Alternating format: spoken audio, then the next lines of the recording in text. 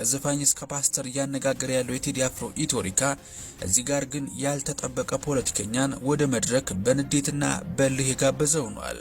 እኚህ ሰው የቀድሞ የኦሮሚያ ክልል ርዕሰ መስተዳደር አቶ ለማ መገርሳ ናቸው።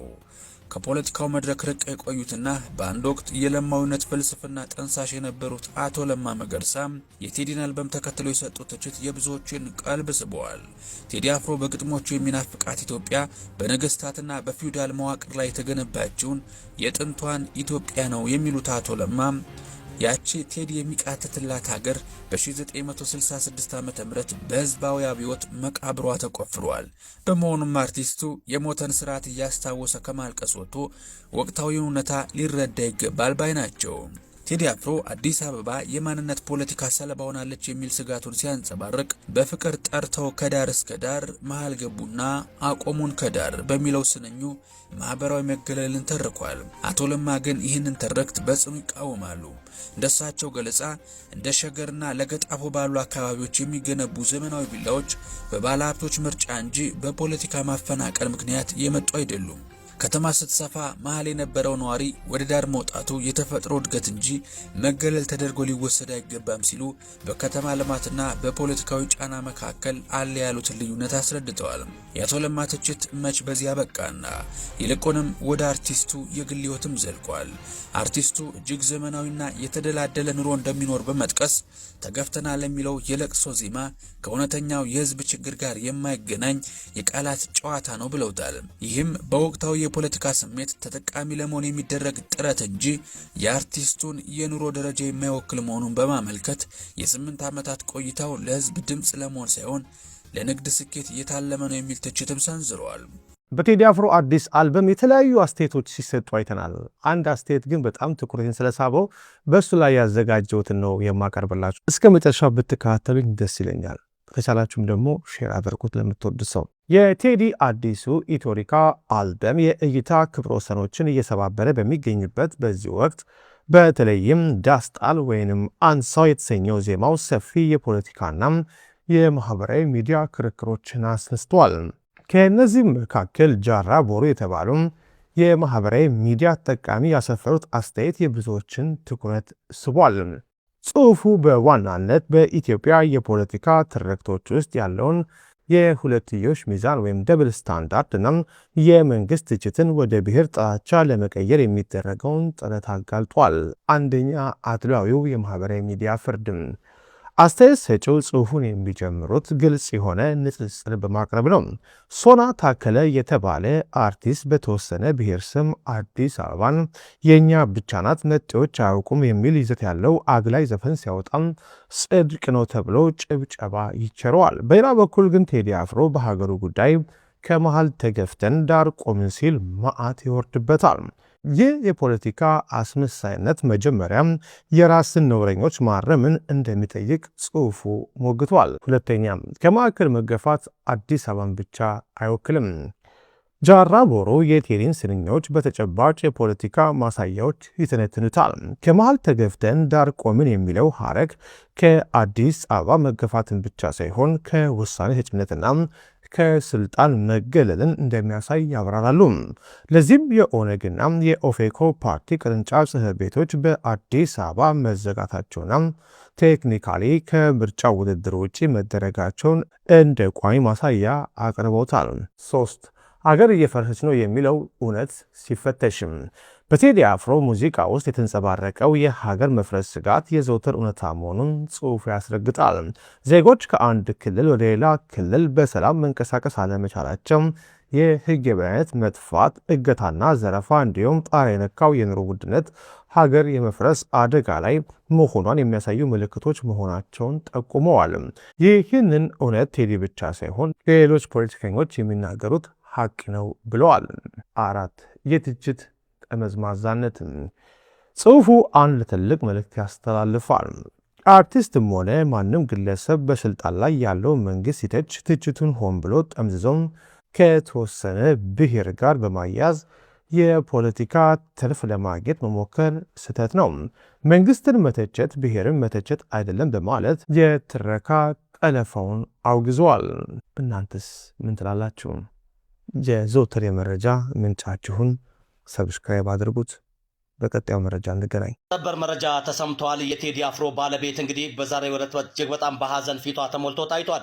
የቴዲ አፍሮ ባለቤት በተለይም ደግሞ ከአርቲስት ቴዲ አፍሮ ጋር የተገናኘም በርካታ እንግዲህ ወዳጅ ዘመዶቹና ጓዶቹም ጭምር ከሰሞኑ ካወጣው አልበም ጋር ተያይዞ መታሰራቸውን በማስመልከት እንግዲህ በከፍተኛ ሁኔታ ላይ በሰሞኑ መነጋገሪያ ነበር። ከዚህ ጋር ተያይዞ እንግዲህ የአርቲስት ቴዲ አፍሮ ቤት ትላንትና ምሽት ሲኤምሲ በሚገኘው ስቱዲዮ ሙሉ በሙሉ የስቱዲዮ እቃዎች ተሰብረው መዘረፋቸውም ጭምር ከተሰማ በኋላ አሁን እየሆነ ባለው ነገር እንግዲህ አመለሰት እጅግ በጣም በሐዘን ላይ ተውጣም በከፍተኛ ሁኔታ ላይ እየተጨነቀች ትገኛለች። በየሆነ ያለው ሁኔታና እንዲሁም ደግሞ አሁን እየተካሄደ ያለው ነገር በጠቅላላ እጅግ በጣም በከፍተኛ ሁኔታ ላይ ፊቷ በሐዘን ተሞልቶና አሁን ያለው ነገር እንደማያምርና እንዲሁም ደግሞ ደስ እንደማይል በፊቷና በሐዘኗ ብዙዎቹ ሲያዩ በጣም በበርካታ ሁኔታ ላይ ሐዘናቸውን እየገለጹ ይገኛሉ። አርቲስት ቴዲ አፍሮም በሰሞኑ የለቀቀው አልበም መላው ዓለምና መላው ኢትዮጵያን ሲያነጋግር እንደነበረ በእርግጥም የሚታወቅ ጉዳይ ነው። በትላንትናው ዕለት እንግዲህ ስቱዲዮ ላይ የነበሩት በተለይም ደግሞ አቡጊዳ አንድና አቡጊዳ ሁለት በርካታ ስቱዲዮችና የስቱዲዮ እቃዎች እንዲሁም ደግሞ ገና ያልተለቀቁ በርካታ ነጠላ ዜማዎችም ጭምር መዘረፋቸውን ተከትሎ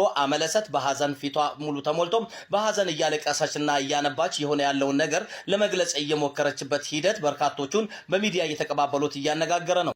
ህልምና እንትን ጥበብ ሙዚቃ እንደፈቹ ነው ያልኩ ለዚህ ነው።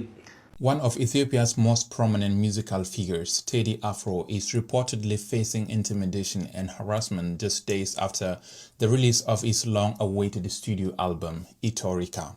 After nearly 8 years without a new album, Teddy Afro made a highly anticipated return on August 8, 2018 in the Ethiopian calendar at exactly 8 p.m. Ethiopian time.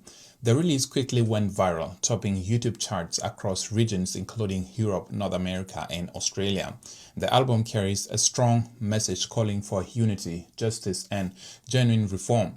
One of its standout tracks, Dastal, now with over 16 million views in just 7 days on YouTube, critiques the rise of tribalism and ethnic division, something many listeners interpret as a reflection on current political tensions in the country. Shortly after the release, Ethiopia's Prime Minister Abiy Ahmed made remarks during the inauguration of a wind energy project that drew attention.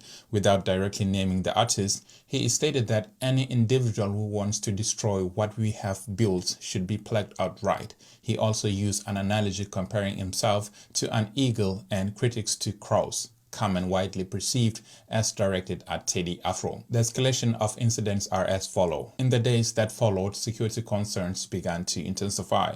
On April 21st, his close friend and a manager was taken into police custody. Security forces reportedly arrived at Teddy Afro's residence late at night without a warrant, attempting to detain his DJ. Teddy Afro refused to open the door during the incident. Shortly at around 9 p.m., security personnel allegedly wearing federal police uniform raided his Abugida studio in CMC. The studio was vandalized with 2 laptops and several musical instruments reportedly seized. These incidents have raised alarm among supporters and observers with growing concern for the artist's safety both in the capital Addis Ababa and across Ethiopia. ቴዲ አፍሮ የስራህን ይስጥህ። እሺ የስራህን ይስጥህ። እያየህ ነው፣ እያያችሁ ነው። የስራህን ይስጥህ። እሺ ይሄም በእኛ ስቃይ የሰበሰብከውን ብር አትብለው። አንተ አንድ ዘፈን ባወጣህ ቁጥር እኛ መከራችንን እናየ፣ እኛ እንቀጠቀጣለን። ስንት አንተ የድሮ ታሪክ ባነሳ ቁጥር እኛ ሰቀቀን ነው፣ እኛ ሽባ እንሆናለን። አንተ ብዙ ዶላር ተሰበስብበታለህ። ምን አለ ብትሆን በቃ የድሮ ታሪክ እኮ ድሮ በቃ ሰርተው አልፈዋል። የራሳቸውን ታሪክ አልፈዋል። እኔ እኮ ብቻዬን ነው ልጅ ማሳደገው አይደለም እንዴ? ሰው ሳገኝ ጎረቤት አቁሜ እመጣለሁ። ሰራተኛ ሳገኝ ሰራተኛ ጋር እንደ እናቴ ጋር ነው እኮ እቺን ልጅ አድርጌ የማሳድገው አይደል እንዴ? እኔ አሁን በዚህ ጉዳይ አንድ ነገር ብሆን ልጄ እኮ ጎዳና ወጣች ማለት ነው አይደል እንዴ? ቤተሰብ እሺ ምን እንሆንሽ? ከቻልክ አንዱ ናችሁ። አረ በቃ አንድ የፍቅር ዘፈን ህዝብ አንድ የሚያደርግ ነገር ዘፈኑና ህብረተሰቡን አፋቅሩት። እናንተ ባትኖሩ እኮ እኛ ሰላም እንሆን ነበር እኮ። እናንተ ባትኖሩ ሰላም እንሆናለን። ሰላምም ሆነናል። ሰላም ሆነን አልፏል እኮ አይደል? 77 የወሎ ህዝብ ሲራብ እኮ የወለጋ ህዝብ ነው አይደል እንዴ? በሬ ሰጥቶ እርሻ ሰጥቶ ልጁን ሰጥቶ ድሮ እኮ ብሉ ያለ ነበረው አይደል እንዴ? የትግራይ ህዝብ ሲቸገር እኮ የሁሉ ህዝብ ነው እንደዚህ የሆነ የለም። የጎጃም ህዝብ ሲቸገር እኮ የትግራይ ህዝብ ነው ሲደርስለት የነበረው አይደል? እና እናንተ ባትኖሩ እኮ እኛ ፍቅሩን እንኖራለን። ኧረ እንኑርበት። አሁን ለማንኛውም ፈጣሪ ተርፌያለሁ። ባትዘፍን በህዝብ ስቃይ አንተ ብዙ ሚሊዮኖች ትሰበስባለህ፣ ብዙ ብር። እኛ ግን መከራ እናያለን። እኛ አስበሳችን እንጣላለን። በመድኃኒዓለም ሼር አድርጉለት፣ አድርሱለት። ደግሞ ሌላ ዘፈን አውጥቶ እንዳያስጨርሰን። በቃ አርፎ ይቀመጥ። በቃ በመድኃኒዓለም ሼር አድርጋችሁ አድርሱለት፣ አሳዩት። የሆንኩትን ሁሉ አሳዩት። በሱ ዘፈን ምክንያት ቤተሰብ ሼር አድርጋችሁ አድርሱለት በእናታችሁ። እሱ ግን አያችሁ ወንድ ነው። በቃ የወንድ የአፄ ቴዎድሮስ ልጅ የፈይሳ መይሳ ልጅ ነው ይሄ።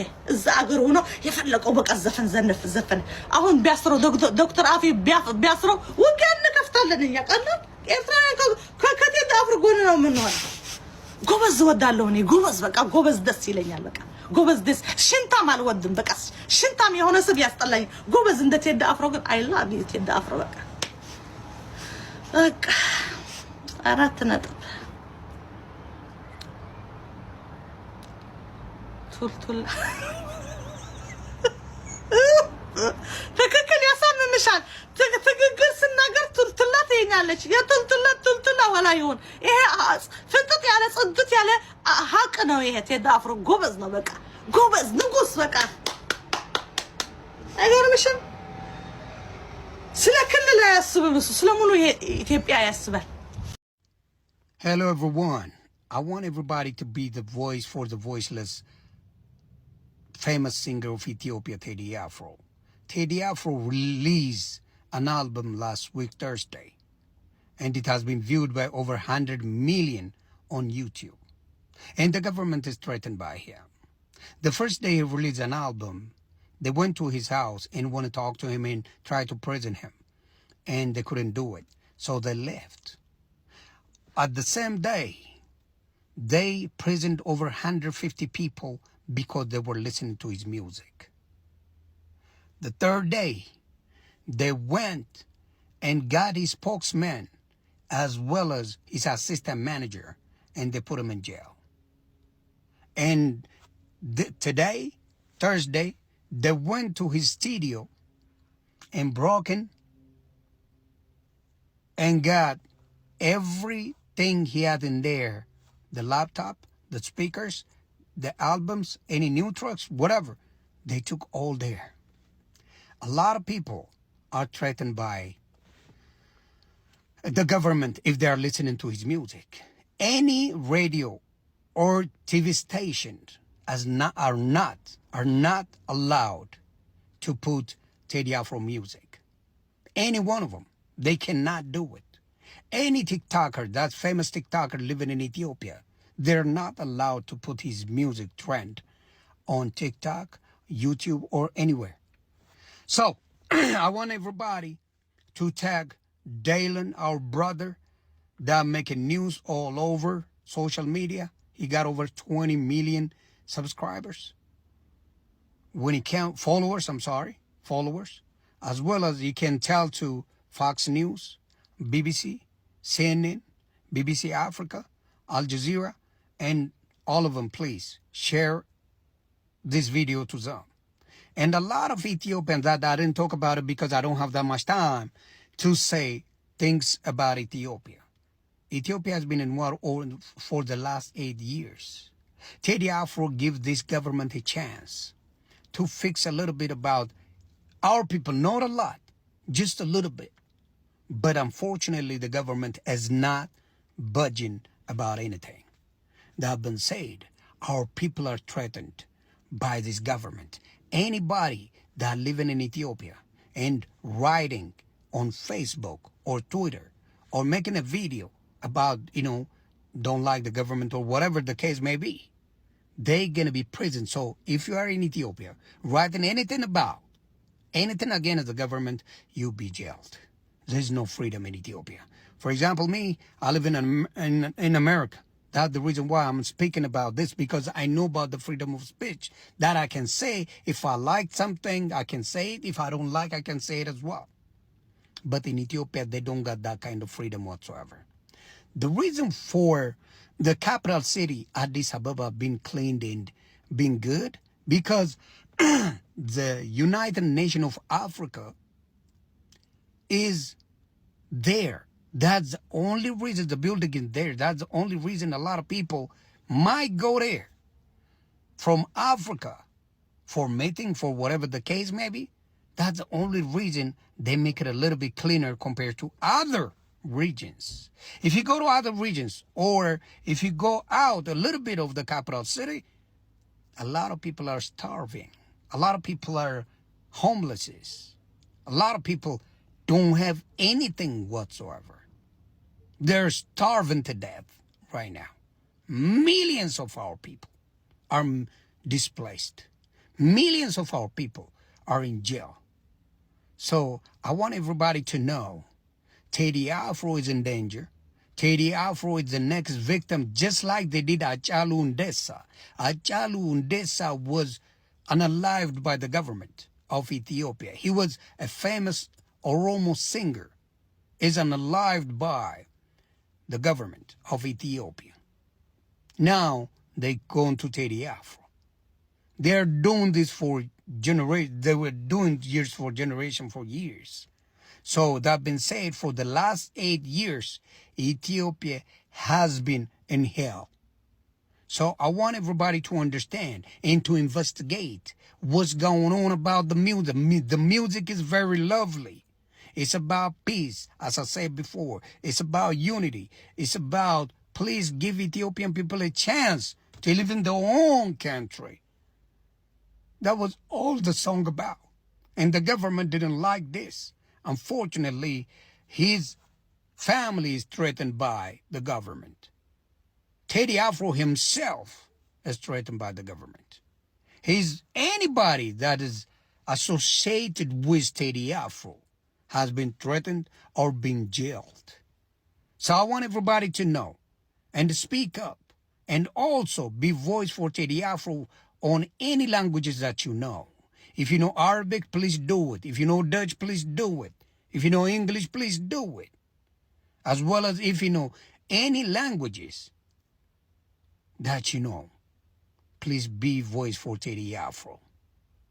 One love. Thank you for listening.